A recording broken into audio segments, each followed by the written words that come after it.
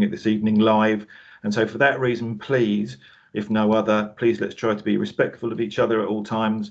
And as Mrs. Stevens said, cameras off and mics muted, please. So without further ado, I would like to welcome Mrs. Cowlin to speak to you about revision. Hello, good evening everyone. Obviously exam preparation started a long time ago really, way back in year 10 and actually even from year 7. But I guess everyone's question is, what should I be doing now to prepare? So that's what I'm going to go through tonight. So the number one thing is to be here and be at school more than anything else really. And as I said, we've been preparing for these exams for a long time, and I know it's been disrupted by COVID, but the best place you can be to prepare is here. Your teachers know what it is that is needed to get the best results, and it's generally the best environment to be learning in. So be here, be with the experts. That's the main thing you can be doing. If you just joined, can I just ask you to mute and turn off your camera? Thank you. So that's our number one thing basically, and we know that there's a correlation between attendance and results at the end as well. Thank you, Mr. Ashworth. The next thing then, so number one, be at school. Number two, ensuring that all homework is still complete. We very often at this time of year start to get students saying that they just need to revise and not do homework, when actually they're still finishing programs of study, so they need to do that homework. Homework is part of the revision. What we're doing in school is preparing for those exams. So it's really important that that homework is done. They may not automatically see the reason for it, in which case they should be asking their teacher, but it is vital preparation for the exams. Homework is all on Teams now, as you know, but as you know, we've got this recent link then that is chucking it all onto EduLink as well. So you can check what that homework is as parents, as well as students being able to find it. And you will find on Teams as well a huge amount of resources as well that students can use, which we'll get onto later as well. Okay, thank you. So be at school, obviously, doing all your homework, and then it's starting to try to timetable your time from now until the end of exams at the end of June then, to prepare the best you can. And that does mean careful planning to make sure that you're doing all of these things as well. We know that if your body and mind aren't healthy, you are not going to perform in those exams. So that's a really vital part of it. So you're going to get your timetable soon after Easter. So there's an example of what it's not an example, actually, this is the real one, isn't it, Mr. Ashworth, actually? So it's the whole thing. So actually, once this PowerPoint goes out, you can check on this. But students will get an individual timetable as well after Easter. So they can work out where they're going then and what they're working towards, basically. And from now until the end of that season in June then, it's about dividing up time to make sure that they're prepping for all those exams. This is only an example of a revision timetable. There is no absolute perfect revision timetable.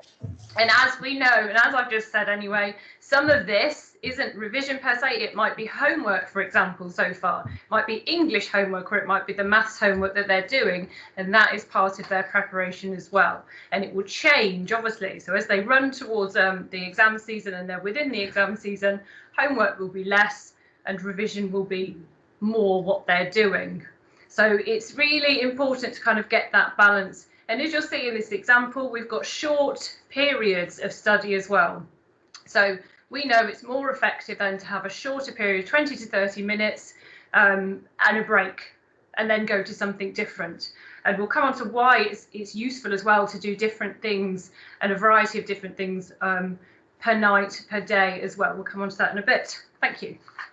So one of the things in that timetable, I said to timetable, is sleep. So we know that memories move. We know a lot about this now in terms of neuroscience, and memories move a lot when we sleep. So any of that study you're doing in the evening, it's going to really help to sleep on it as well, because that's where it's all going to get solidified. And we know for our general health that sleep is important. Thank you. This is a difficult one, but it's got to happen. So at school, obviously, as you know, we don't have devices at all. and it helps students to concentrate on what's the important thing. And we know to learn, you have to tell your mind to concentrate on what it is. So although we try to tell ourselves that we can do two things at once, it's not just men, Mr. Ashworth, none of us can really multitask. So if we want to really learn something, we've got to put those distractions away. So as well as at school, during those study periods, helping your son or daughter to be able to put those devices away to the side and really get more effective study. So less study, but really effective. Thank you. So what is it they should be studying? How do we study them? So there's a lot of research then about effectiveness of learning techniques. So if you look right down at the bottom, rereading has the lowest utility. So reading your notes over and over again, which is what you often see students doing. They say that they're revising, but they're just reading stuff. That has the lowest utility, whereas practice testing and space practice has the highest utility. So by space practice, we mean then spread out over time, hence why we need to spread things out over the week and over the weeks as well. So making sure you're not just going, right, I'll do maths in week 1, English in week 2, etc. So we need to make sure it's really effective what we're doing. So let's start with that practice testing then and distributing it. Mr. Ashworth, sorry. And it's this idea of repeating over and over again. That's the first element of this. So we're practicing and repeating. And also we know that if we don't think hard about stuff, reading doesn't make us do that, then it's not going to actually be learned. So if we learn something one day in class, we know that by a day later, we've forgotten 70% of it. So the way to avoid this, next slide, is to keep coming back to it. And this refers to the forgetting curve. So if, for example, you then review that evening what you did in chemistry that day, that's the first review. You then go back to it a day later, then a week later, a month later, and this is how we're going to get it into our long-term memory. So this is what we're aiming for, that it's known, it is in our long-term memory. So we need to keep practicing it. One way of doing this is practice papers. So AQA is one of our main exam boards, and the other one is Edexcel. And as you can see, just go to the next one, sorry, both of these, and on all of our exam boards anyway, they all have past papers. So that's papers that you can practice from previous years. So that's one way of practicing. If you want to know which exam board is for which subject, you can find all that information in the examination section of the website as well. Another way to do it then is to buy the exam boards. They're very good at selling stuff. Buy the exam board workbooks and revision guides. And I really would recommend, again, the workbooks rather than the revision guides, if anything, if you're going to buy something, because we want them to practice testing. You've got to test yourself, teach what you don't know, test again. Thank you, Mr. Ashworth. So let's just go back to that then. So top things we can do, practice testing and making sure that we're distributing it over time. After that, the next two things are about elaborative interrogation and self-explanation. So that is thinking about stuff in a big way. So one way we can do that, a lot of students might know this from geography, they have these review sheets, but you can do this for any subject, any topic. So you're elaborating about it rather than just maybe just a bullet point. Go to the next one. Anything that gets students to recall and review, like telling the story about something, having an image, we know that can help them to remember stuff alongside keywords. But if you start seeing them spending hours colouring in, that's not effective.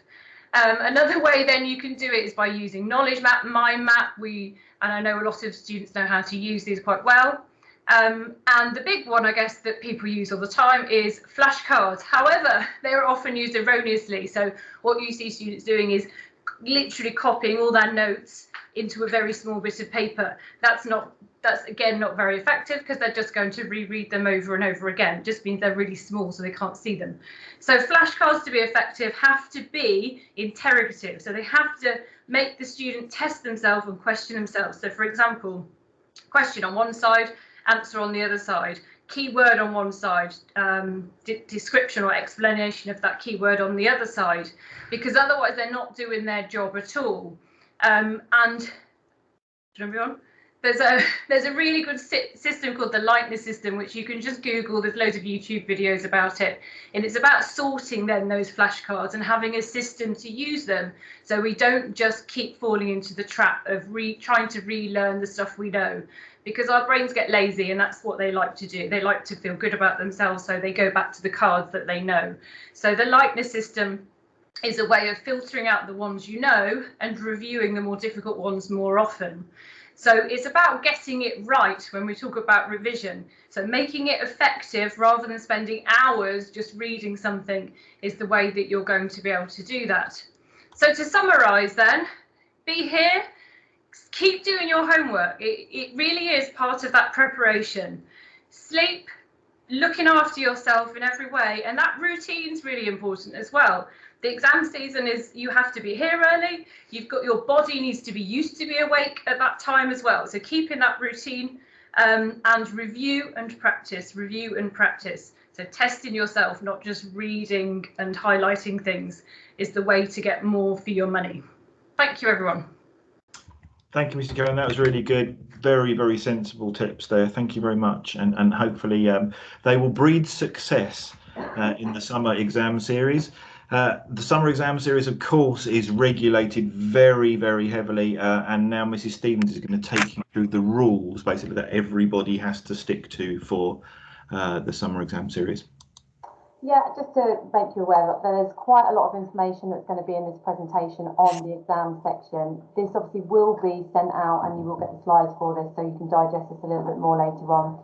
So just to let you know that all of our exam rules and regulations are set by the Joint Council for Qualifications, so JCQ. All candidates have to read and comply with all of these rules, and if they don't and they're in breach of any of those regulations, this could in turn lead to a disqualification. At our school, though, all Year 11 students are very well used and rehearsed in the exam series. They have been following these regulations since they started here in Priory in Year 7. Notices have been given to them on several occasions, such as in assemblies, they're on our school website, but also through practice when doing them too. And I do want to make you aware that we're obviously doing this on behalf as well of our exams officer. So if you have any further questions on any of the exam stuff, please do contact Miss Harris, who will go through any of these additional points for you. Thank you. So exam guidance, obviously things are slightly different this year, and they have been different for the last few years, but even further different now. And there are a couple of links which you can gain when you get this PowerPoint too, to go through further information in terms of the student guides with the exams this year, and advanced information that's given subject per subject. Now, our department areas, our curriculum leaders have looked in depth at this and how this is going to affect them in each of their different exam areas. And we have placed on the exam section within on our Priory website and information for each subject area on kind of what those assessment summaries and how maybe they've adapted. But what we will do is we will send this as a document when we send the video out so that you will have this information yourselves too. Thank you. So key reminders, so things that we have to adhere to and all of our students have to do.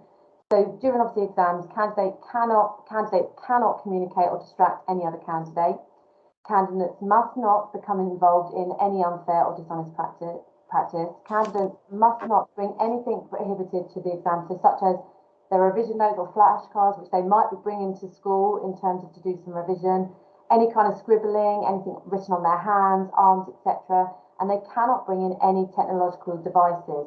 So on that, obviously we're aware of things like mobile phones being a technological device, but we cannot bring watches in. So no watches are allowed in any of the exam rooms. And obviously when we think about how watches have evolved now, they can be used as communicative resources or tools. So there will be a clock up in the room so that they will be able to keep an eye on what the time is, but they're unable to bring one in themselves.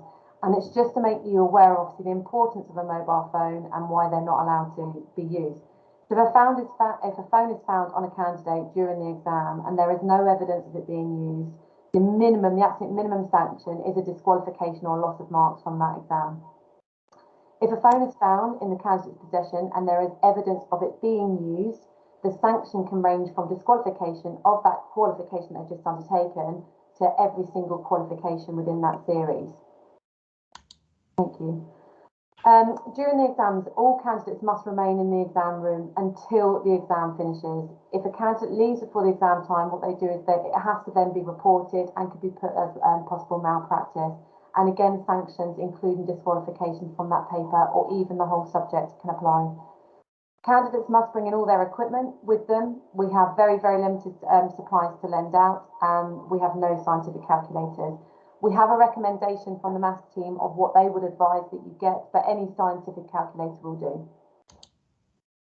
So the exam day checklist, so what they need to bring in or what they need to do prior to coming into each of their exams is first off, obviously the day before, getting everything ready the day before rather than on the morning of the exam. Obviously a lot of nerves can come along with exams, so making sure that they are ready, that alleviates some of that stress within the morning. Knowing exactly how they're going to get to school in terms of timings, ensure, and Ms. Callum obviously went through, it's really important to keep those healthy habits in terms of that eating well, and also ensuring that they get that 8 to 9 hours at least sleep a night to allow their brain to function fully. But they must arrive to school and into the exam in full school uniform. They can be obviously refused entry if that is not accurate.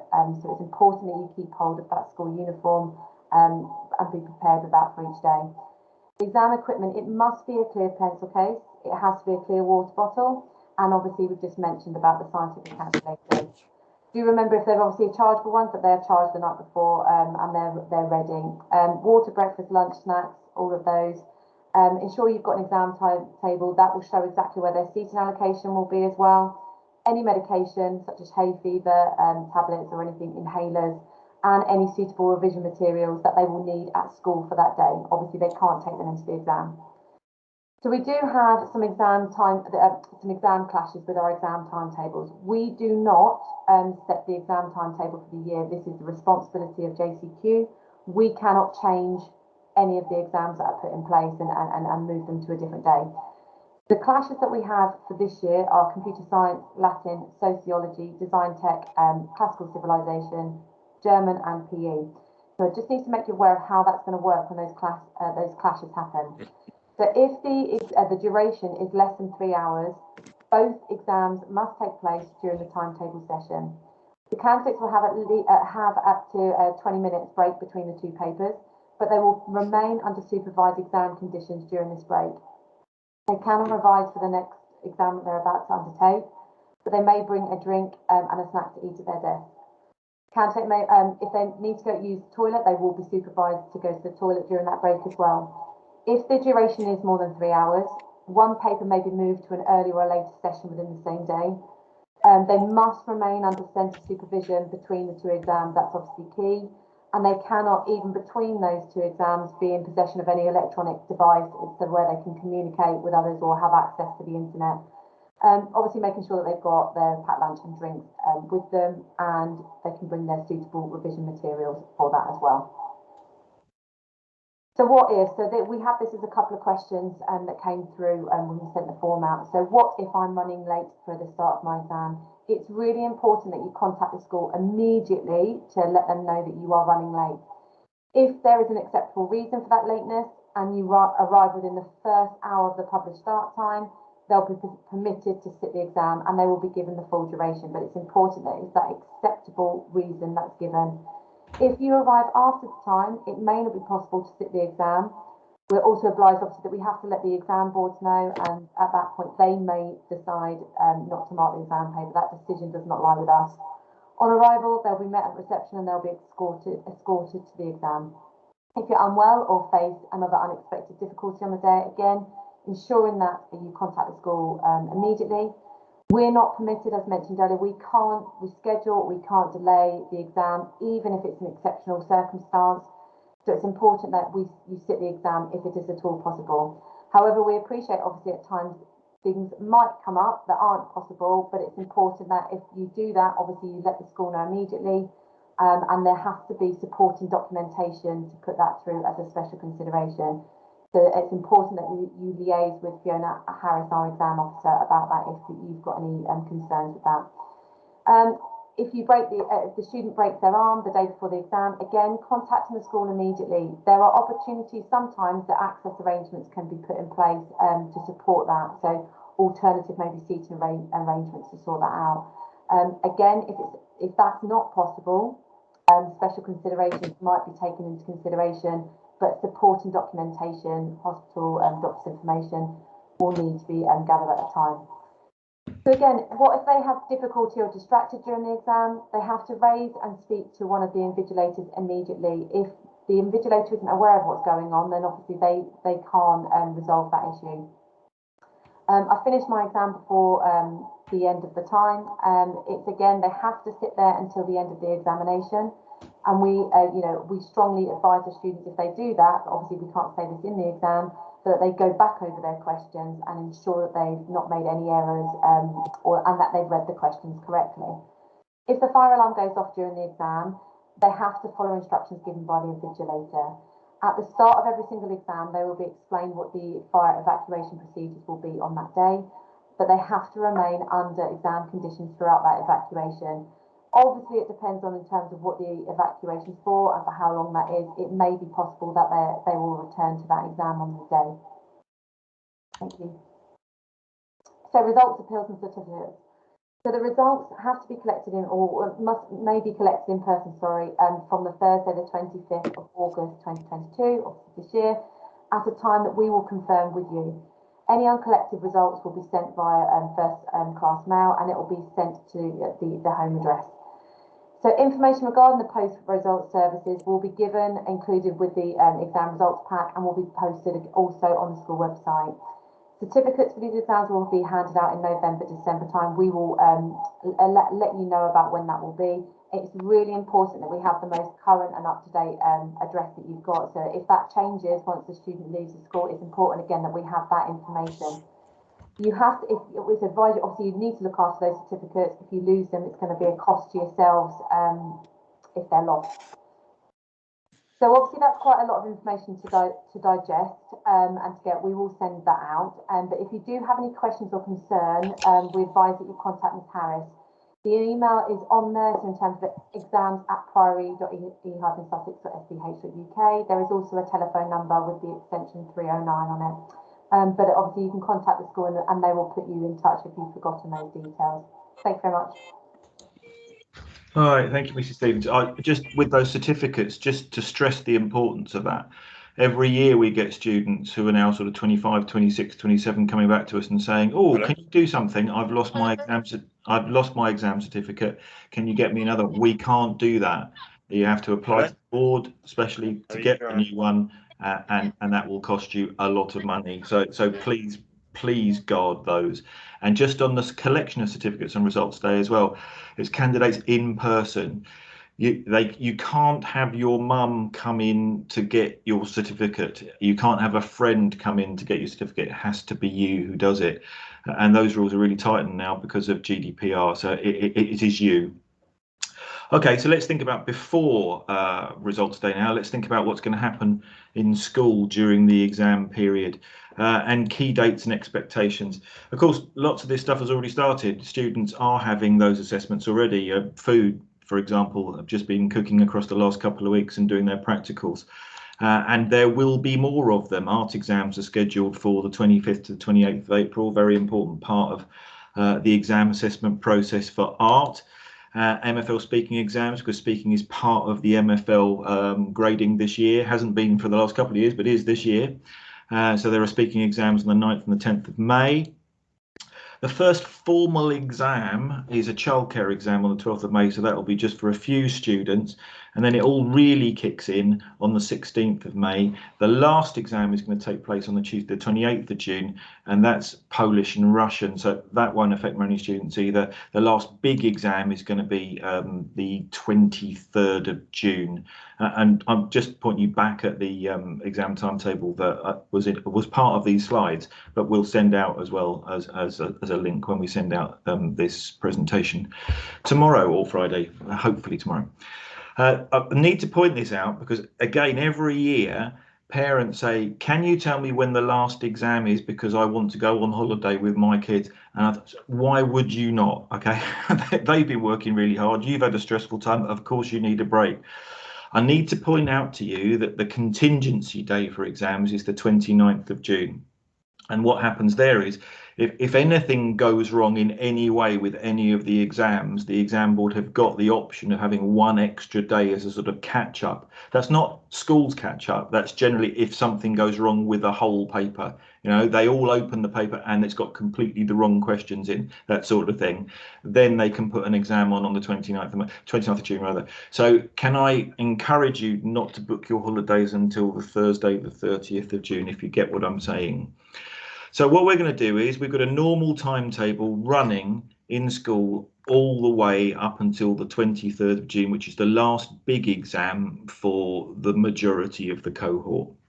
And what we're going to plan is that lesson time is going to be used to prepare for all the exams that are coming up in that subject while the students are in school until the 23rd of June. So if you've not yet had a maths exam, then what will happen is in maths, you'll be preparing for the 1 or 2 or 3 papers that you've not yet had in maths. What will happen is that period 4 will be flexible.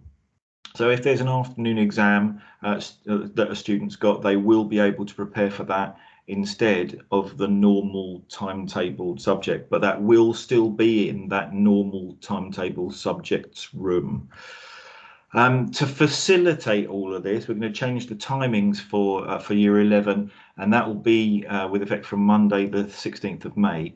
And it basically means that your break time and lunchtime is going to change, and particularly with lunch, you're going to go back now to what your year 7 lunch timetable looked like, in that period 4 is split. So what will happen is you will have definitely the first bit of a period 4, maybe revising for a subject, or maybe if you've got the afternoon exam, revising for the exam in that subject.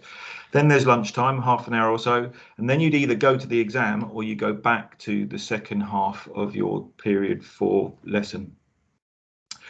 We think that's going to work.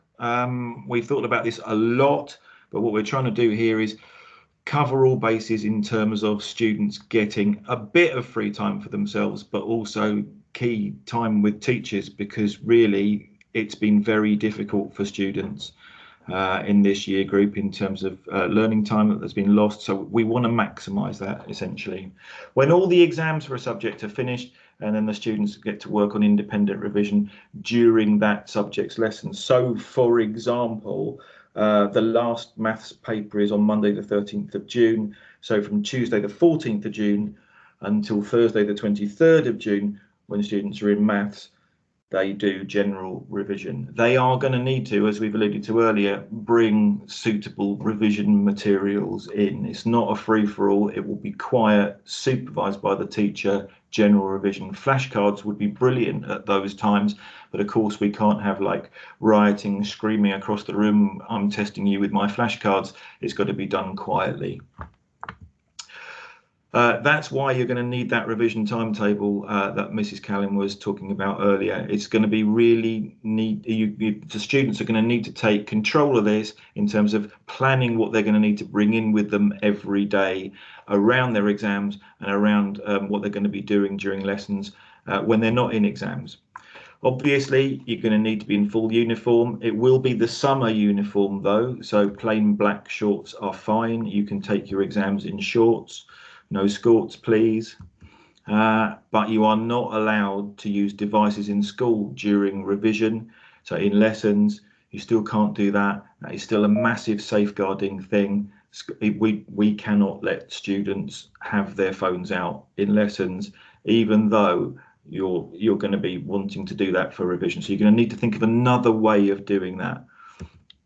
Thursday, the 23rd of June is the last day where attendance in school all day is going to be compulsory. And what will happen after that last exam, which I think is a physics exam, then we will have a final assembly in the gym after that morning exam on the 23rd of July, a leavers assembly, and then prom in the evening on the 23rd of July, scheduled for the East Sussex National Golf Club. That will be a good event. 23rd of July is going to be a big day. Even bigger day, results day, Thursday the 25th of August, and we talked about that already. So school-based revision, the rationale. So we have had lots of questions about study leave and why we're doing it like this. And you all saw the letter from Mr. Smith on Monday, I'm assuming anyway, and I know that will have prompted questions, but this is basically the rationale. Safeguarding massively ramped up for schools after lockdown. It is really tight now. We basically have a duty of care for students, so we need to know where they are. And if they are in school, that's great. We know that we are looking after them for you. It is true that although some students have got great opportunities at home, that's fantastic. You can access those from 315. You don't have some students, again, not the ideal conditions for revising in at home. So it is important that we maximise opportunities for everybody. It is true as well, because of breaks in learning, that we are in some subjects, at least, including mine, still finishing programs of study in some subjects. So the idea of being able to teach into the exam period is actually really useful in terms of making sure that we've finished everything that we possibly can do in the best possible way that we can do it. It is true as well that exams are competitive, and I'm not talking about schools here, I'm talking about students. Every student who takes a qualification goes into a pot with all the other students nationally who are taking that qualification, and if they've had extra study time, the chances are that they are going to do better than you. So again, we're not doing this to be nasty, we're trying to do this so that we can maximize outcomes for everybody. And most of the other schools, certainly our local schools, they do not have study leave, so I suppose we are directly competing with them. Talked about disruption to learning time, we want to compensate from that. And another key point is that actually coming to school every day, exams start 8:30, you're in school 8:30, your body keeps in the routine of waking and sleeping in line with the timings of those exams. So it is a useful thing in lots of ways to have students learning at school during the period when their exams are running. Loads of other support we're offering, and this document, we're just making the final finishing touches to this. There are a couple of subjects that are missing because of staff being off, but we've got a really extensive support program that we put together subject by subject, and you can see where drop-in sessions are held, stuff that's happening in lessons as well, but key dates for each of those subjects are in this study support program. And all of them are there. I know we're going to send loads of things out, but the examination section of the website contains this and all the other relevant documents that we talked about as well. And there's a link there to the examination section on the website. That is pretty much it from us, but I know there are lots of questions. I'm just going to stop sharing my screen. Hopefully that slide will stay up. Yes, excellent. I can see things. I can see the names of people who are listening in.